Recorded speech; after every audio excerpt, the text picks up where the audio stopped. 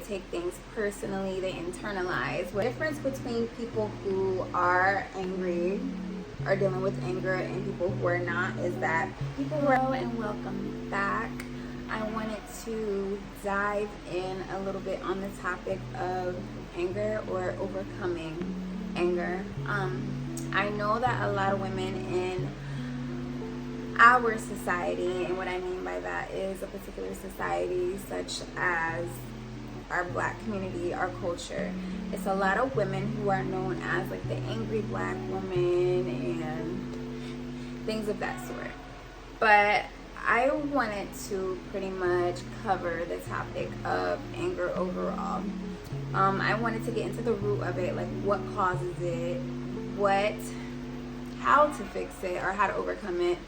I don't want to say fix it, but more so how to overcome it. How it can interfere with your life and your daily living, your decision making. That's pretty much what I'm going to discuss. I want to first cover the signs of anger. And the signs of anger are obvious, of course. People like this, they become super defensive, or they become easily offended, they take things personally, they internalize whatever you say. So when people internalize things that other people say, it kind of gives others that power or that authority to control their lives in a way. And by their lives, I don't mean their entire life, but what I mean is more so like how they react. So it's almost like you're using them as a puppet. So for example, let's say we're dealing with somebody who is a quote unquote narcissist and they just want to trigger you. So if a person who is dealing with issues, anger issues, is in a relationship, friendship, whatever type of relationship with a narcissist, that narcissist is going to use that as his or her advantage. So they're going to look at this person and they're going to know that they're easily controlled just because they haven't gotten over their issues of anger from childhood trauma maybe, or a past relationship, or whichever or whatever situation that got them into that space. So it opens the door for predators or people who are out to use people. It opens that door for them to easily access you and in turn control your life. So those are the quick little signs that I wanted to cover really quick about a person who is dealing with anger on a daily basis. I really want to get into the meat of this because a lot of the video is going to be on how to fix anger. The first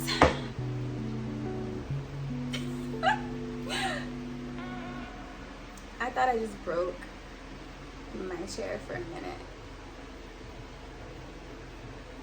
Okay, and this is a lazy boy. Like, if I break a lazy boy, y'all, come for me. Just come for me, because how does that happen? What's in your heart comes out of your mouth. So this one can be a little controversial, but I feel like it can be risky, but I feel like it's a very, very important step into healing on your journey of overcoming anger. So the first thing that I highly recommend when trying to overcome or heal in your issues with anger is to tell people how you feel, respectfully. And I say this because if you hold in everything in every situation or a majority of situations that you encounter, then you're going to be holding in things that you feel like needed to be said, and that's going to build up over time. So I feel like when addressing the issues of anger, a lot of people kind of skim over the fact that you need to say how you feel. And like I said again, of course you have to say it in a respectful manner, in a respectful tone, because if not, then that's going to cause further issues, and that's going to build up more resentment, which is what I'm going to discuss a little bit later on. Resentment is like next level of anger, because anger isn't a bad thing. Even the Bible states this, that you can, it's human, it's a human trait. Anger is going to happen. Be slow to anger, because you want to think before you say things, but that's also going to be later in the video. But let's just stay on one topic, because I like to hop all over the place, but I'm going to keep it cohesive here. So back to what I was saying, it's important to make sure you tell people how you feel respectfully. And when telling people how you feel, let's say for example, you go to a party, your friend or someone you work with is flirting a little too much with the husband. Let's just use this as an example. This has never happened to me, because if it did, it would be a problem. Just kidding, y'all. But let's just say you go to a work party and the coworker is flirting with the husband. You don't say nothing. You just let things build up. You don't say anything to your husband. You don't say anything to the coworker. You just let that build up. And then another situation happens, let's say a year or two down the line, and your friend stands you up on a dinner night, at date night, friend date night. She stands you up. She doesn't reach out, nothing. She doesn't let you know that she's gonna be late. You hear nothing, absolutely nothing. If you hear my dog, I'm sorry. But you didn't hear anything from her. And as you notice these situations that's building up over time, that's creating that resentment, because you're not letting it out. You didn't address or confront the situation with your husband and your coworker. You didn't address or confront the situation with your friend standing you up. So you're building that up, you get what I'm saying? And I feel like it's important to also make sure you're saying how you feel in a respectful manner. I have to keep saying that, because my dog keeps barking. I am so sorry. Because that's another way of setting boundaries. So that could be that's pretty much what you're doing. When you are telling people, hey, you did this offended me, this bothered me, this made me feel this way. In a way, you're telling them, you're setting your boundaries with them in that relationship. And I'm gonna delve a little deeper, because not every time this is going to be a positive outcome. So you can say something to your friend, your husband, your coworker, and it may not be what you're expecting. Like, you're sitting, because these people are close to you, minus the coworker, you're expecting to hear something that's going to be affirming or reassuring, and you may not get that. In that situation, you let them know one time, and if this happens again, you let them know another time. So the first time you're setting your boundaries. The second time, you don't have to repeat yourself, because we're grown adults. If you said it the first time, they're gonna get it. If they didn't get it, then 9 times out of 10 they don't care. You say it the second time, you're like, okay, this is what was said, and you cross that boundary again, and I'm just letting you know that it bothered me. All right. Third time, cut ties, because like I said, we're grown adults. People know what they're doing. And if they just don't respect you to the point to where they're not respecting those boundaries or respecting you as an individual or as a person, then you probably don't need that person in your life at all. So I believe that's the first step in dealing with anger and healing in that area.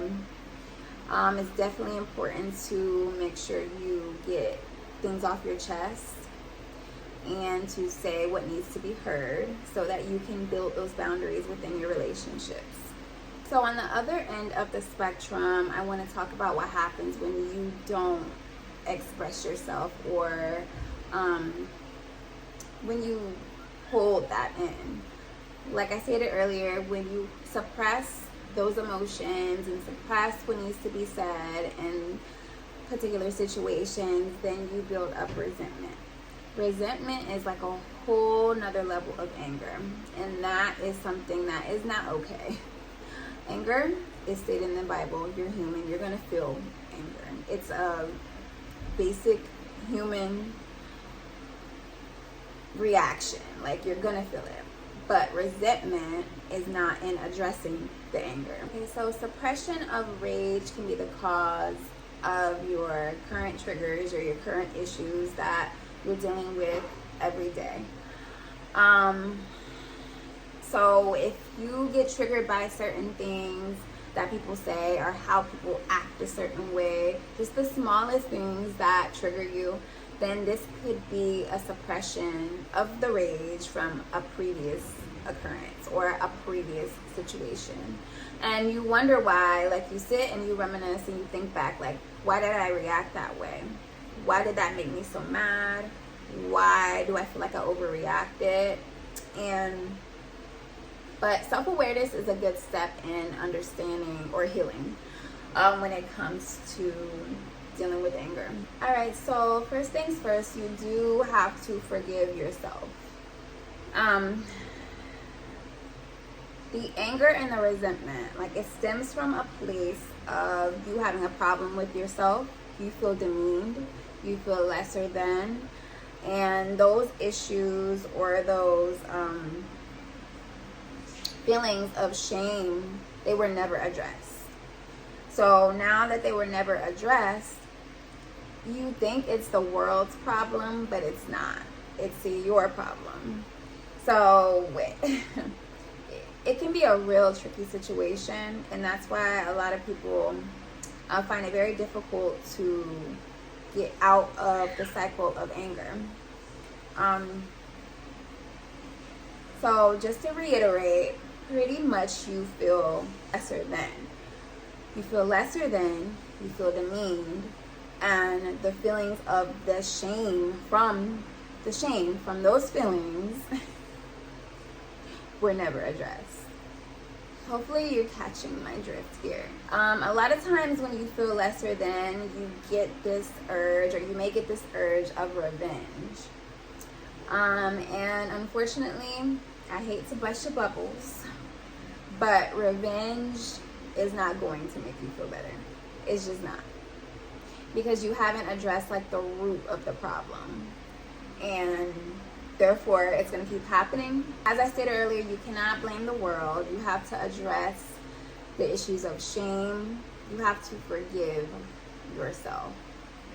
Go back to your childhood trauma, or go back to that relationship that did you wrong, or go back to that friendship, wherever it started from, wherever it stemmed from. You need to revisit that situation. And what you need to do is you need to forgive yourself. You can address the situation, like if you are still in communication with the person who made you feel a certain way, then I wouldn't say, like, don't reach out to them. You can reach out to them. If the situation is appropriate, then yes, reach out to them, let them know that has hurt you, and you've been struggling in the relationship lately with them, and you just want to build a relationship or not, or you just want to start fresh and you just kind of wanted to get that off your chest. Whatever works best for you in your life, or depending on that situation. But if you're not able to speak or communicate with that person, then which 9 times out of 10 that does happen, you have to find a way to heal, forgive yourself, and cope and move forward. And you can't continue to blame the world. You have to look within, and you have to let yourself know that this is all me. Even though this happened to me, it's not this person's issue. It's a me problem. And once you take accountability and own the fact that it's all you, girl, then you're in there. You're on the road to healing. And honestly, that's just the first step, because it's going to be a long road. Here's another way to heal from anger, because I know this is super common, but stop cursing. Because I did another video on this, but words are spells, and words hold energy, and words hold meaning, like deep-rooted meanings behind it. So if you're just casually talking, and let's just say you throw out a curse word, that curse word, let's say it's itch, like an itch. Let's say it's itch. Let's say you throw out that word, and it may escalate how you feel, or it may stir up bad emotions within you, and then later on down the night, or down the day, or throughout the day, throughout the night, you're wondering why you feel a certain way. And these certain words that are used a lot of the times in situations that are negative can stir up these emotions, and you wonder why you're mad. So what you speak, what you put out there into the world, it can open the gates to different avenues of building up that anger and that resentment. My husband was in the room while I was recording. I don't know, I think it's funny. I get so nervous. I get so nervous sometimes. But yeah. Alright, so the last thing that I wanted to quickly touch on was think before you speak. I think this wraps it up really well, because it's going to cover everything we pretty much discussed today. I know it sounds so cliche, because everybody says, oh, think before you speak. But it's like, you really have to think about that word. You really have to think about that saying. Like, you do have to think before you speak. And people say it, but they don't really know how to do it. So I'm going to give you a little tip that I use. It's really quick. So thinking before you speak, like, if you can give yourself a rule. Okay, so if I'm in a heated situation, especially if you're dealing with anger issues, if you're in a heated situation and you have to reply, like, there's not a way that you can kind of avoid the situation. Like, you have to respond. It might sound crazy, but I would say wait at least 30 seconds, 20 to 30 seconds before responding. It may be like an awkward silence, but that's okay. That's okay. It's better to be in awkward silence than it is to be escalating a situation and being in a position that you don't want to be in, right? So wait 30 seconds before responding, and just take your time. I actually learned this from my husband, because I used to get super annoyed because he would take forever to respond, but it's actually a good thing to do. So yes, definitely wait before responding. Take your time. Like, there's no need to rush for a response. That's it's unnecessary, honestly. I'm hoping these notifications that's popping up is not messing up my video. Definitely be slow to respond, especially when you feel that your anger and your issues are not anger, but like your emotions are taking over and you don't know what to say, or you want to gather your thoughts before you just spit out what you have to say.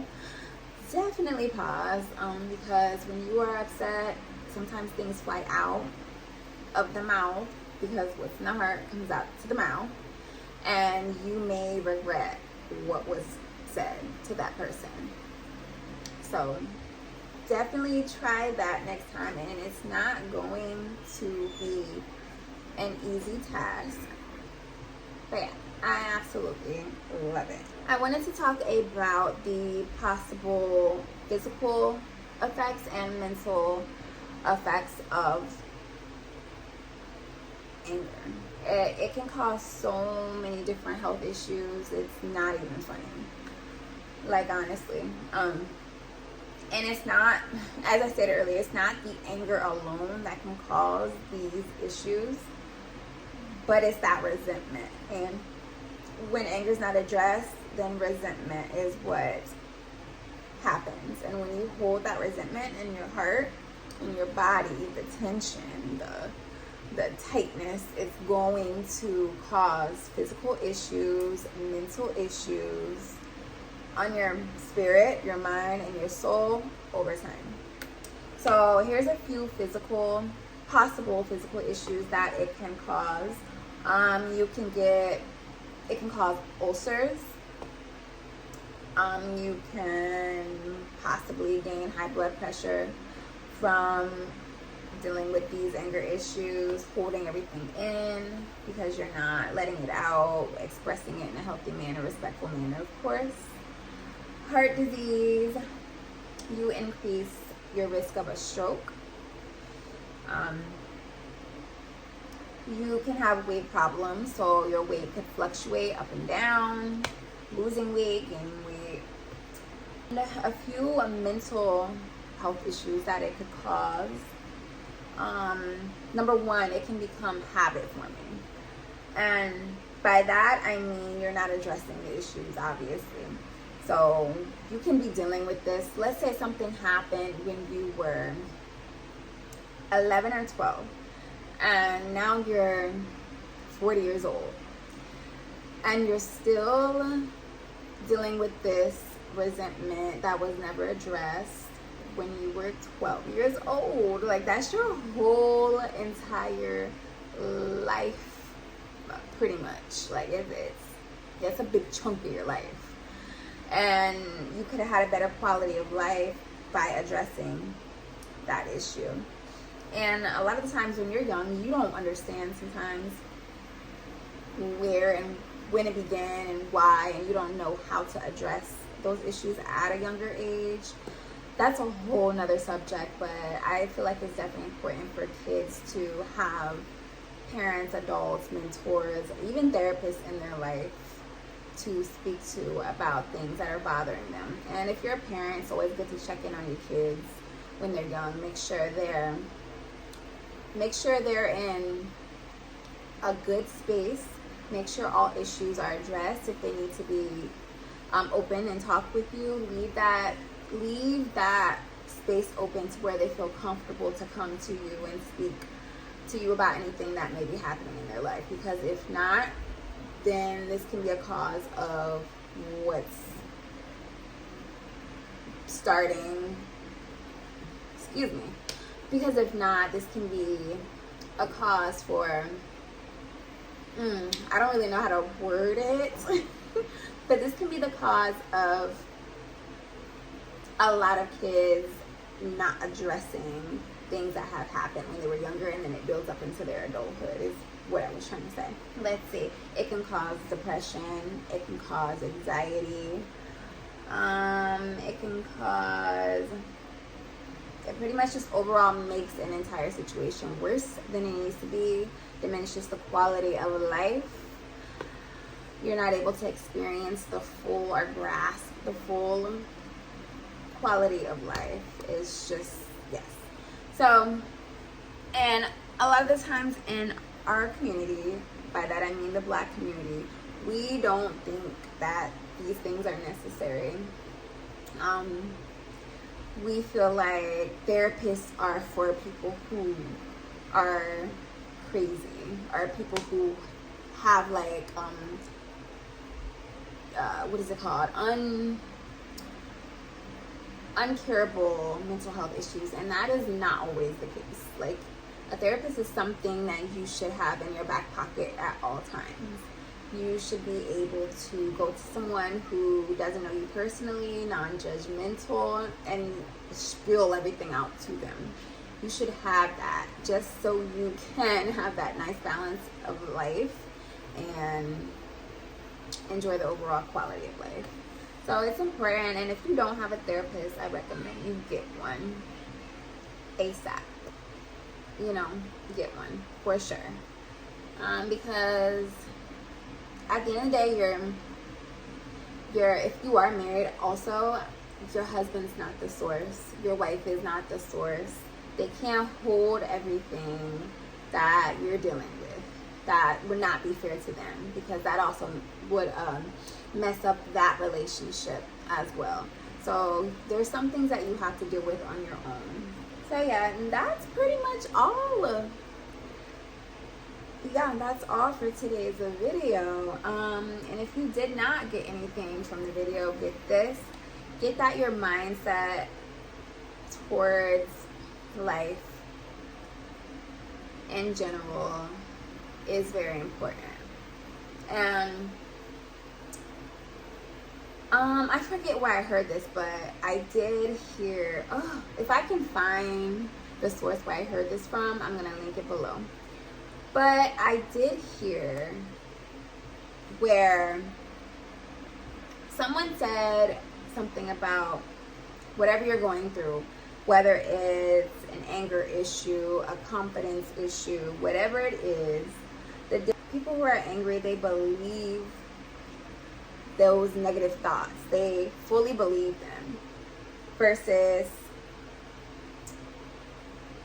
the person who is not angry, they don't believe that those thoughts are true. They believe that they're fictional. They're like, okay, they hear these thoughts, because you're human, you hear these thoughts, the thoughts pass through your head, those thoughts are gonna come. But the difference is the person who is angry, the person who is resentful, the person who is confident, the person who is happy. So these group of people, the negative thinking people, they're going to hear these thoughts and be like, oh my gosh, it's so true. I do suck at this, or I'm not great at this, or I'm not amazing at this. Oh, everybody hates me. Versus the positive thinking group, they're going to think, okay, these thoughts, what are they?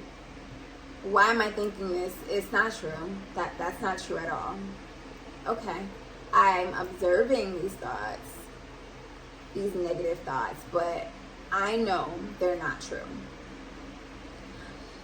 So that's amazing, because a lot of people don't understand that type of thinking, because they've been in a negative space for so long. And if you're not in a space where you're hearing these thoughts, but you're not internalizing these thoughts, then you're probably not in a healthy space. So definitely, why did I say that like that? Definitely think about that, and observe your thoughts, observe your thinking patterns, observe that mindset, and get to a place to where these thoughts are going to cross your mind, but you're throwing it back like a boomerang. Like, you're not accepting those thoughts. You're like, okay, why did I think that? Why did I say, or why did I think, oh my gosh, I'm not smart? Why did you think that? You can think it, but do you believe it? when you believe it, that's when you be on the negative side, because at that point you're internalizing those negative thoughts instead of tossing it back. But yeah, so that's all I wanted to talk on today. Hopefully this video helps someone out there who is dealing with anger, overcoming anger issues. I've been there. I was an angry person at one point in my life, and fortunately I was able to overcome it, and I just wanted to share what I did to overcome it, and hopefully it helps someone out there. But anyways, thank you so much for watching, and I hope you enjoyed today's video, and I'll see you guys next time.